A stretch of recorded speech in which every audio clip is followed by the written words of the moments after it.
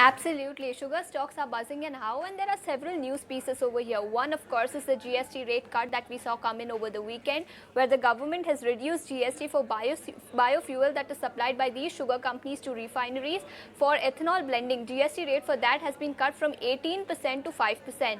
Earlier in the day, we did talk to the management of Shree Renuka Sugar on the implication of the GST rate cut, where they say that GST rate for oil marketing companies were already reduced in 2018. However, private players, the likes of Nayara and Reliance Industries, have also been brought into the ambit, and hence this will mean incremental benefit for all of these sugar companies.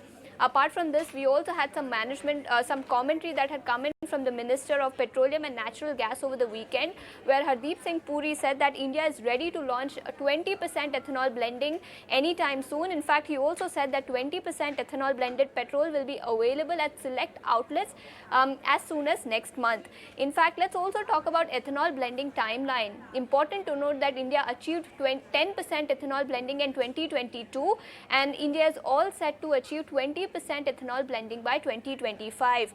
As far as sugar prices are concerned, sugar prices last week did touch that 5-year high levels, and this was on account of supply fears from top two sugar producing countries, India as well as Brazil.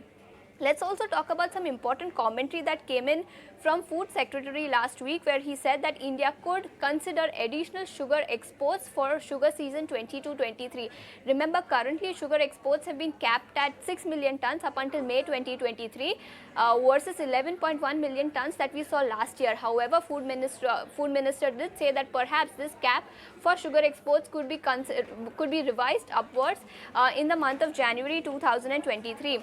Lastly, we also had some commentary that came in from ISMA president with respect to ethanol prices, where he said and requested the government to go ahead and increase ethanol prices further, as the current prices are not sufficient enough considering the rise in input costs and capital expenditure that is being done by these sugar companies.